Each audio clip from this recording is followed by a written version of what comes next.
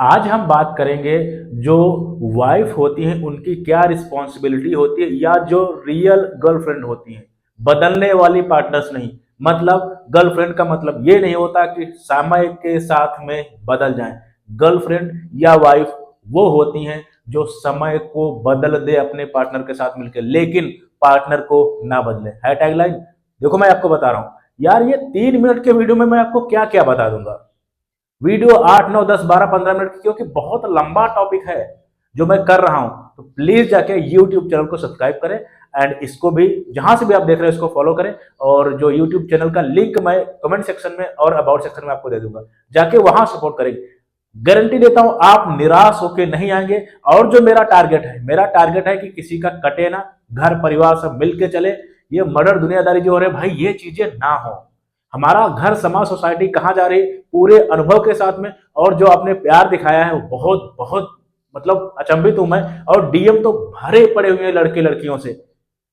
इतनी ज्यादा प्रॉब्लम्स हैं, सबको लगता है हर कोई ईमानदार है, फिर इतनी दिक्कतें कैसे आ रही हैं। मैं आपको बता रहा हूं एक रियल लाइफ। आज अब बात करते हैं क्या रिस्पॉन्सिबिलिटी होती है एक रियल गर्लफ्रेंड की एंड रियल वाइफ की।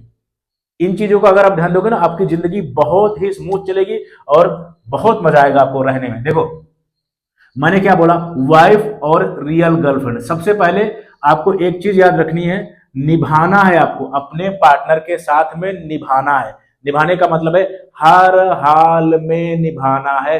दुनिया इधर की उधर हो जाए, कोई अपने पार्टनर को गलत बोले, सुनो ही मत, उसको 5,000 गालियां दो, जो कुछ हो अपने बीच में होना चाहिए।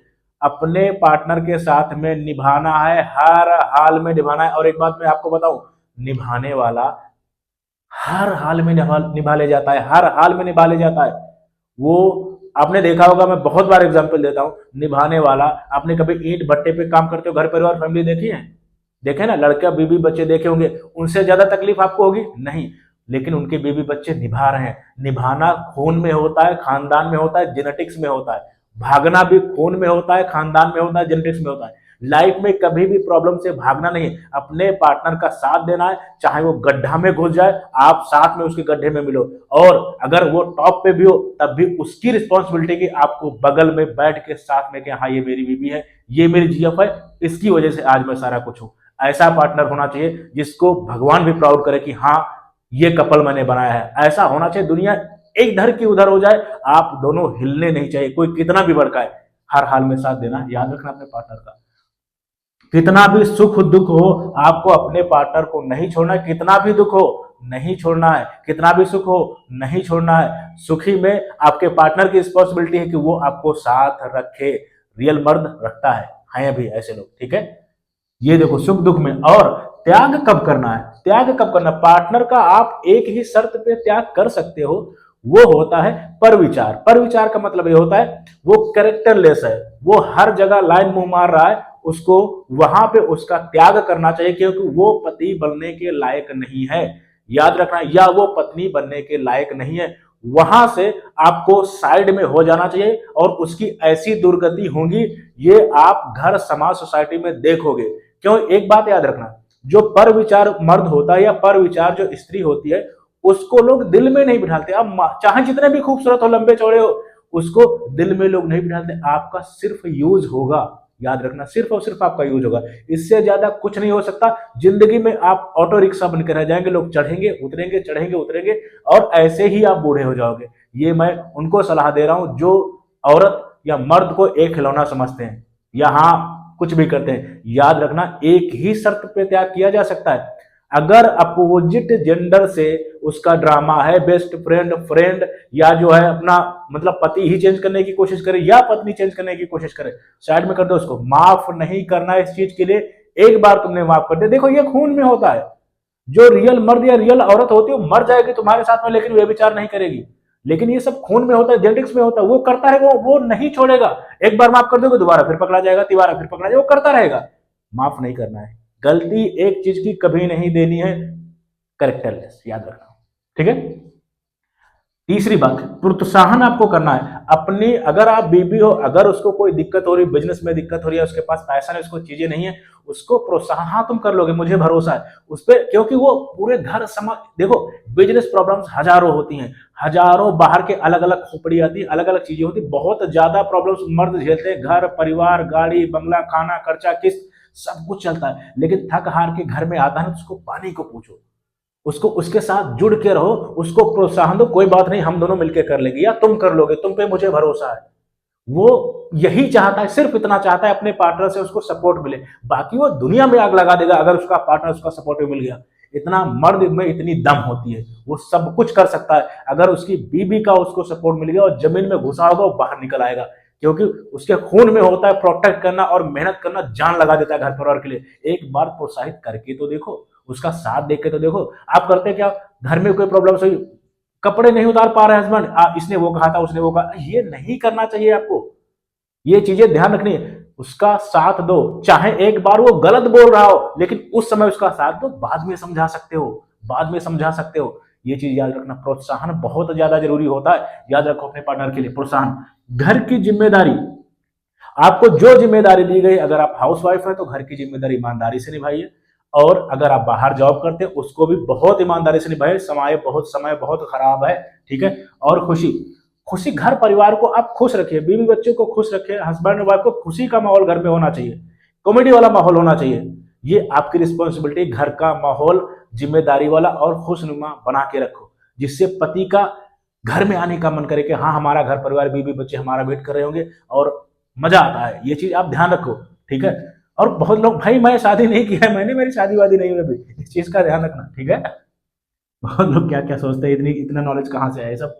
देखो निभाना सुख दुख। और आप बात करते हैं, कभी भी एक चीज याद रखना, शादी में जो 7 वचन होते हैं उनको कहीं पे लिख लो, लगा लो, रोज हस्बैंड एंड वाइफ पढ़ो। अगर 7 वचन ही, कोई मंत्र नहीं आता, कोई भगवत गीता कुरान नहीं आता, ये मतलब ये चीजें ध्यान दो। 7 वचन जिंदगी का सार है, कभी भी पढ़ के लगा लेना और मंदिर में लगाओ, उनकी पूजा करो, एक बार सुबह पाठ उनका जरूर करो, और एक दूसरे के प्रति प्यार भी बढ़ेगा और रिस्पॉन्सिबिलिटी बढ़ेगी, याद रखना, ठीक है।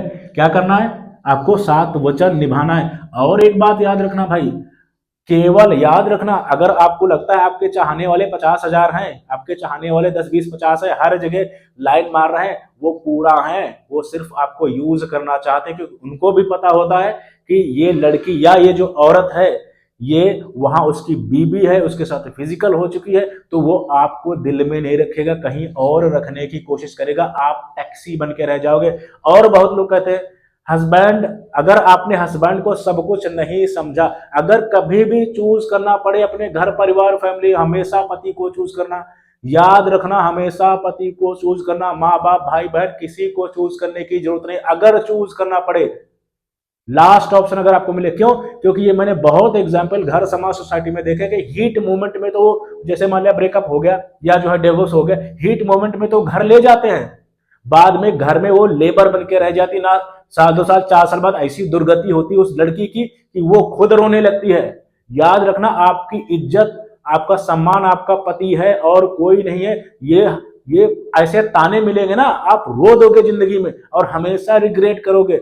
जब कभी चूज करना पड़े, हमेशा अपने हस्बैंड को चूज करना, सबके बीच में अगर चूज करना पड़े, वही आपके साथ जिंदगी भर निभाएगा, चाहे आप बूढ़े हो, चाहे जवान हो, चाहे बीमार हो, वो उसकी रिस्पॉन्सिबिलिटी होती है, वो साथ नहीं छोड़ेगा। बाकी जब तक आप करने वाले होगे जवानी भर में, तब तक आपको आपके मायके वाले भी यूज कर सकते हैं, खूब काम करोगे, एकदम बैल बन के रह जाओगे और इज्जत 2 कौड़े की नहीं मिलेगी। याद रखना, जब मन होगा तब भाई बहन ताने माँ बाप मार देंगे। कभी भी ये चीज की गलती आप मत करना कि हाँ मेरे मायके वाले मेरे साथ में है, मेरे ससुराल वाले मेरे साथ में, दुर्गति हो जाएगी, साल 2 साल की बात अलग है।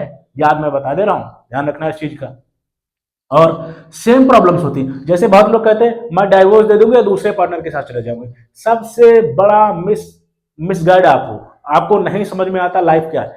अगर आपको लगता है मैं क्या करूंगा, सेम प्रॉब्लम्स होती, जैसे आपने ब्रेकअप क्यों किया, बेहतर की तलाश में, दूसरा ब्रेकअप क्यों हुआ और बेहतर मिला, तीसरा ब्रेकअप किया और बेहतर मिला। बेहतर कोई नहीं होता, क्योंकि आप पार्टनर चेंज करते चले जा रहे हो, आप शादी चेंज करते चले जा रहे हो, बेहतर कोई नहीं होता।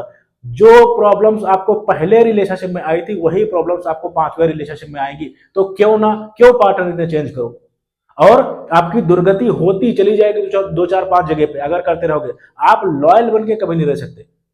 जो प्रॉब्लम्स हैं जो पहले आपका जो है रिश्ता है उसमें जो प्रॉब्लम्स आई हैं वही प्रॉब्लम्स आपके तीसरी शादी जब कर लोगे सेम प्रॉब्लम्स होगी। अगर 1000 बॉयफ्रेंड चेंज कर लोगे सेम प्रॉब्लम्स वही आएंगी। तो प्रॉब्लम से भागना नहीं, लड़ना सीखो।